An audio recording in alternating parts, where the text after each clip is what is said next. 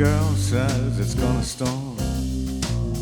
Power lines likely to come down. Take a nap with me. Let the world go round. I wish I knew who I am, but these words belong to a different song. When the downpour comes, I'll keep my raincoat on. I don't want to drown.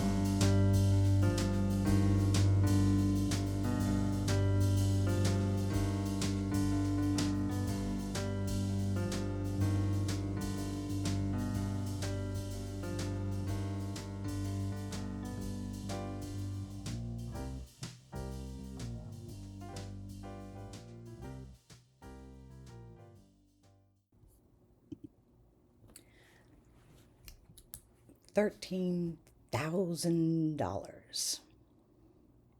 Let me say that again. $13,000. That is how much the IRS told me I owed for 2023.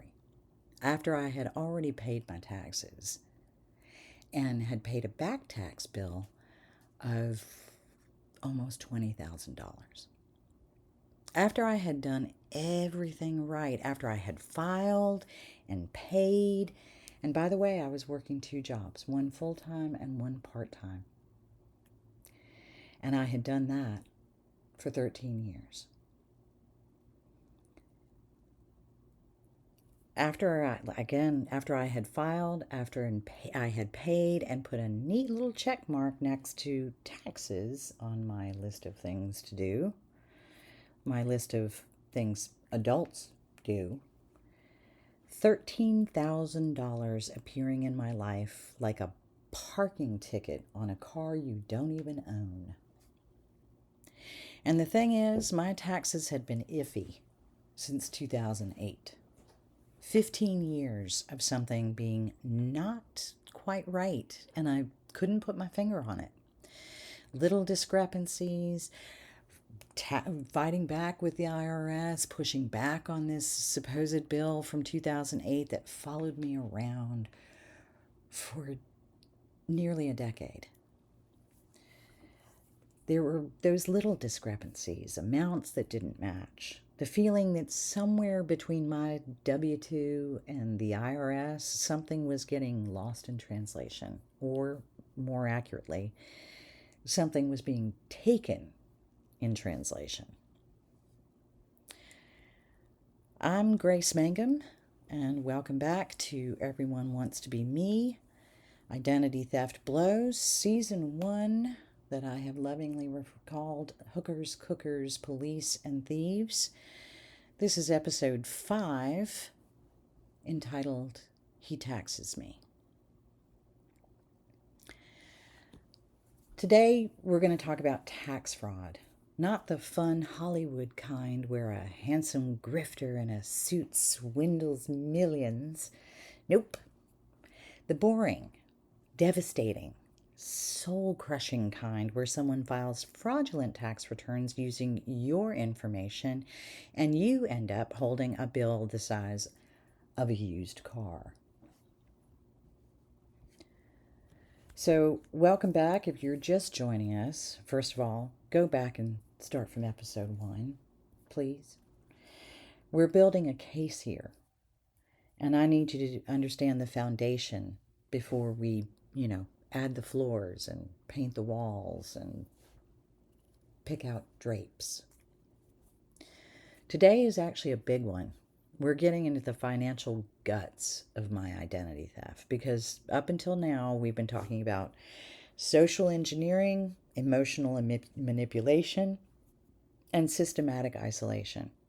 All of that was a setup, the preparation. So today we're going to start talking about money, specifically my money, and how much of it disappeared into a black hole of fraudulent tax filings. We're also going to talk about the ongoing social dynamics, the icing out, the bring and ditch routine that continued like a bad rerun nobody asked for, a comment about a rock star that still makes my blood pressure spike, and a message from someone I love deeply that arrived in the middle of all this chaos. If you've ever opened a piece of mail from the IRS, and generally speaking, as soon as I see anything from the IRS in my mailbox, I seize up.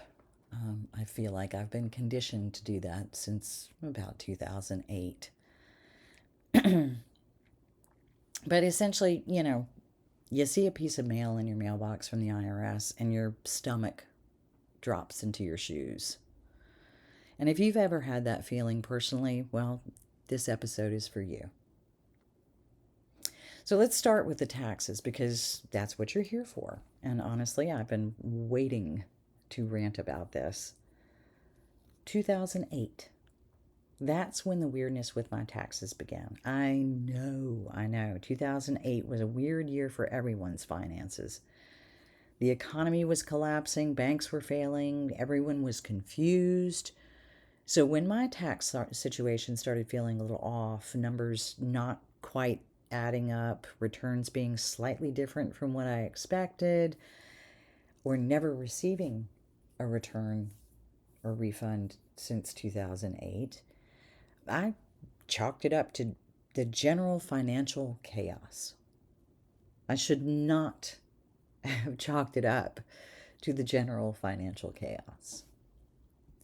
For years, my taxes were iffy. That's the word I keep using because it's essentially the most accurate. They weren't dramatically wrong, they were slightly wrong, consistently slightly wrong. In the way that a picture hanging 2 degrees off center drives you just a little bit crazy, but you can't figure out what's bothering you. Refunds that were smaller than they should have been, or refunds that I wasn't going to get because it didn't add up to a refund. It always added up to either I owed or I owed New York State, or I owed Fed, or I had a previous bill that I had to continue to pay, and so whatever refunds I was meant to receive were going to go to pay off that bill. Deductions that didn't seem to process correctly, and I, had quite a few deductions because I was working 2 jobs and sometimes 3. I would take, a second teaching job on top of my part-time faculty position. So there was that general feeling that the math wasn't mathing.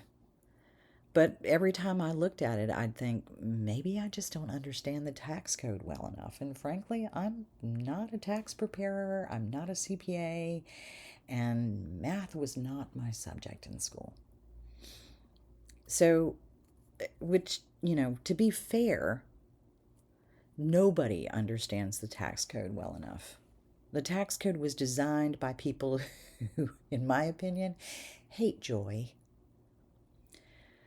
So fast forward to 2023. I had paid my taxes, done, filed, finito, that looming large back tax bill that had been following me around since 2008, done, paid in full. I thought I was out of the woods, and then I received a bill for $13,000. Now, $13,000 is a lot of money, in my opinion, for anyone. For someone whose identity is systematically being stolen, it's a catastrophe. Because you can't just, call the IRS and say, hey, I think someone's been messing with my taxes for 15 years. I mean, you can say it, but the IRS has the emotional responsiveness of a concrete wall.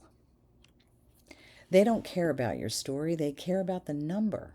And the number said I owed $13,000.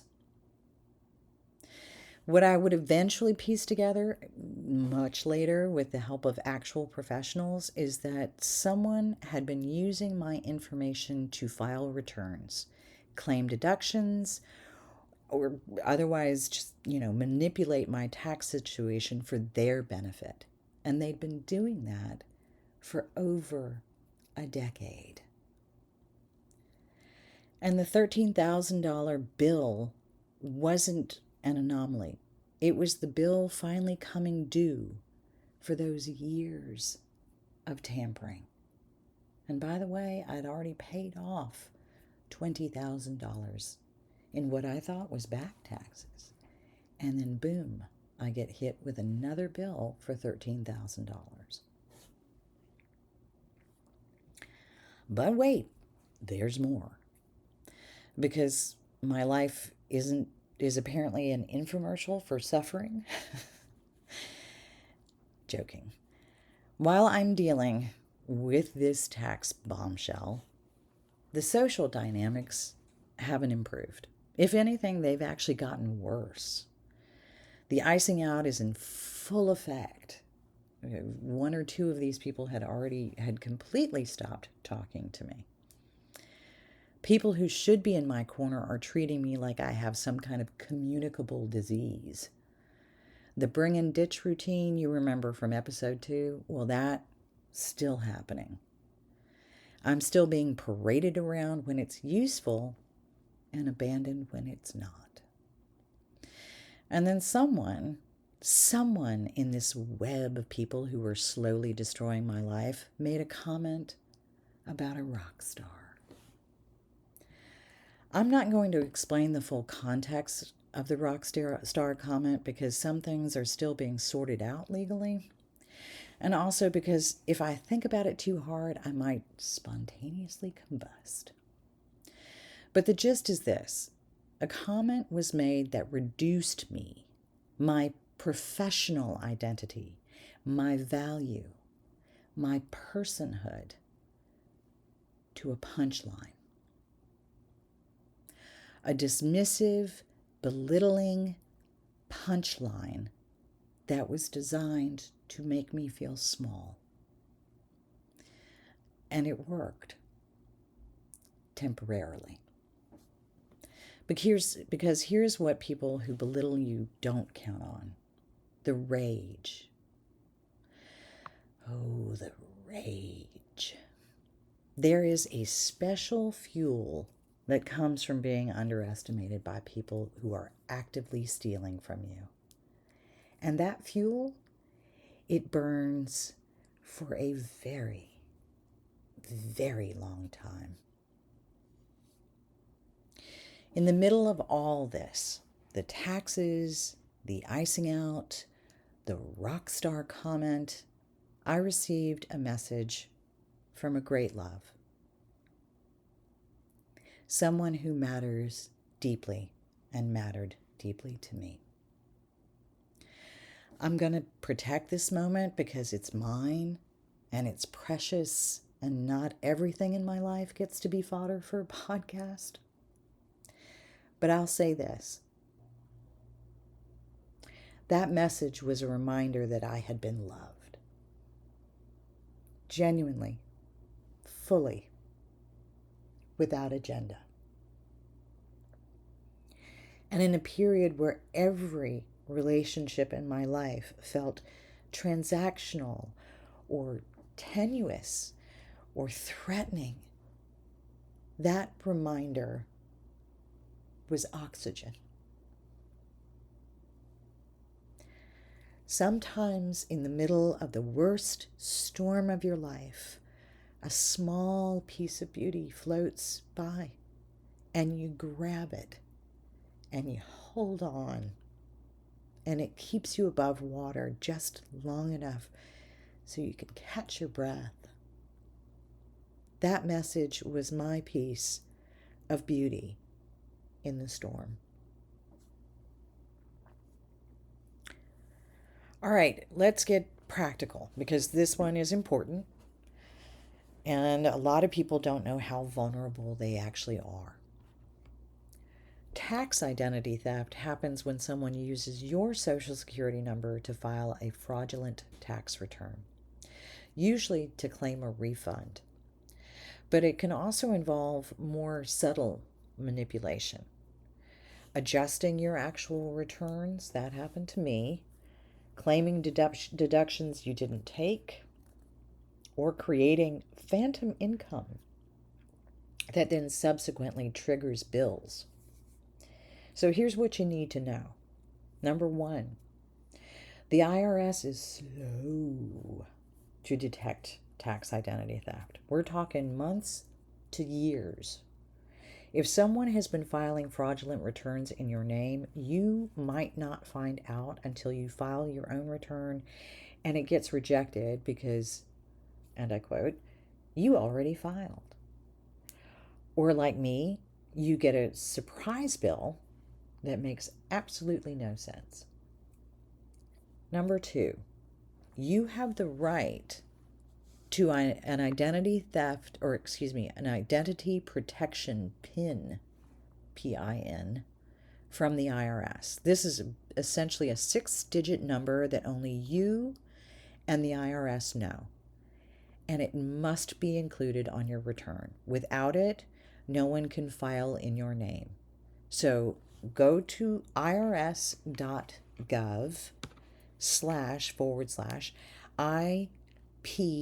as in Paul, P as in Paul, I as in idiot, N as in Nancy.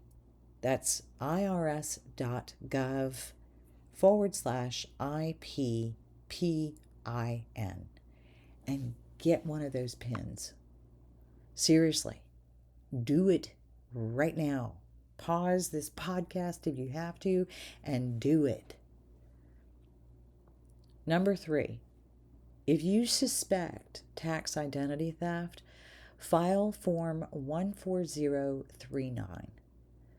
That's the identity theft affidavit. That's Form 14039. And it's called the Identity Theft Affidavit.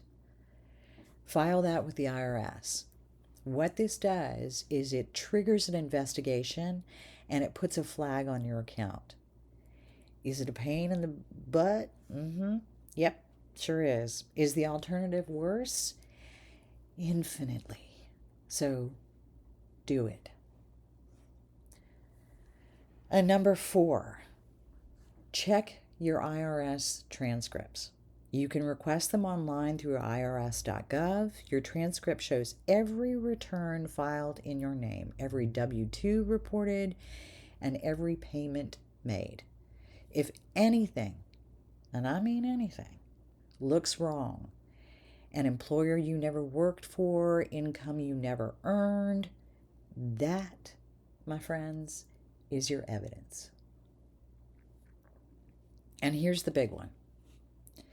If your taxes have felt off for years, if the math has never quite matched or added up, if refunds have been consistently smaller than expected, don't assume you're bad at taxes. Investigate. Because iffy taxes over a long period are a classic sign of low-grade, sustained identity theft. All right, here comes the baking break. So, you know what goes great with a $13,000 tax bill? Cake. Cake does. Specifically, a cake so good that for the 3 minutes you're eating it, you will forget that the IRS even exists. I found this recipe during one of my many, many hours on hold with the IRS. And I've kind of, adapted it, modified it to suit my taste. But let me tell you, IRS hold music is the worst music ever created by human beings.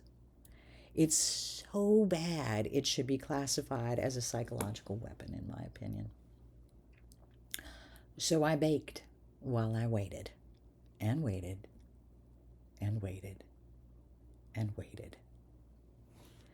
So this is what I call the On Hold with the IRS pear cake. It's a rich, dense, satisfying Italian pear cake that requires enough physical effort, things like creaming butter or softening butter, which I like to do in a saucepan, beating eggs, and that, let me tell you, that burns off the rage of dealing with fraudulent tax bills. Beating of eggs, vigorous beating of eggs, and melting butter is therapeutic. Pretend it's a tax form. The IRS can take your money, your time, and your will to live, but they cannot take your Italian pear cake. That's a hill that I'm willing to die on. All right, so let's wrap this up. Key takeaways. Today's summary is tax identity theft can simmer for years before it boils over. A surprise tax bill is often the first visible sign of long-term financial identity fraud. Social manipulation, icing out, belittling, the bring and ditch, continues alongside the financial theft because distracted victims don't check their tax transcripts. And sometimes a message from someone who loved you is the only thing keeping you upright. So your action items, number 1, get an IRS identity protection PIN. Again, that URL is irs.gov/IPPIN. Please do yourselves a favor and do that today. Number 2, request your IRS tax transcripts and review them for anything you don't recognize. Number 3, if your taxes have felt off for years, consult a tax professional specifically about identity theft. Don't just hire someone to file your return, hire someone to investigate. In our next episode, which I have referred to or have called Meet Me in the Middle /The Letter, we're going to go back to Europe. We're going to deal with some work craziness, obfuscation, blame, and a letter that changed everything. Plus, some more fun stuff like disrespect, doubt, and the general weirdness of an employment situation that was designed to fail. Share this podcast with anyone who's ever gotten a tax bill that made them question reality. Subscribe to my YouTube channel, Everyone Wants to Be Me, Identity Theft Blows. It costs you, and leave a review. I'm going to quote some of those podcasters of smash that like button and subscribe, but I'm not going to tell you what to do. It costs you nothing, and it helps, hopefully, identity theft victims find this resource. That's the goal here, is to help. Show notes will have the links to the IRS identity protection tools and also that Italian pear cake recipe. That will also be available on my Substack account. Everyone Wants to Be Me. The Substack account will also have breaking news and information about new scams that are coming out, new ways that identity thieves are taking your data, any announced data breaches, and so forth. It will also have links to things like, have I been PWNED? Check that. Make sure you do that.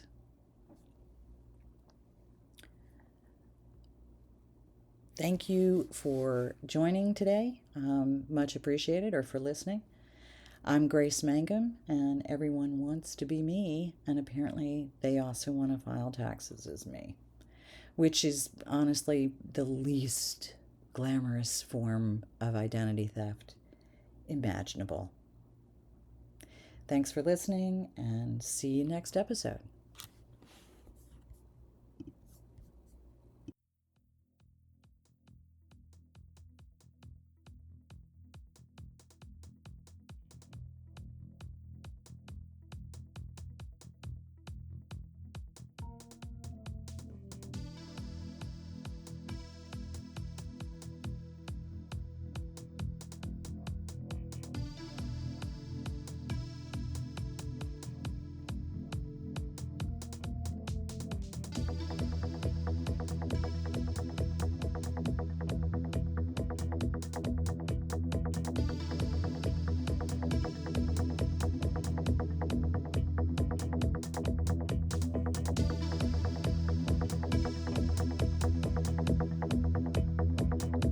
I'm not really here.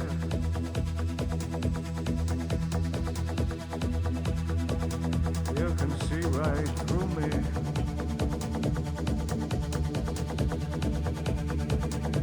It's not really clear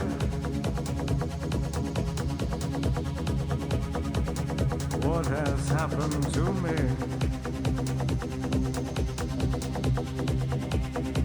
I'm the invisible man.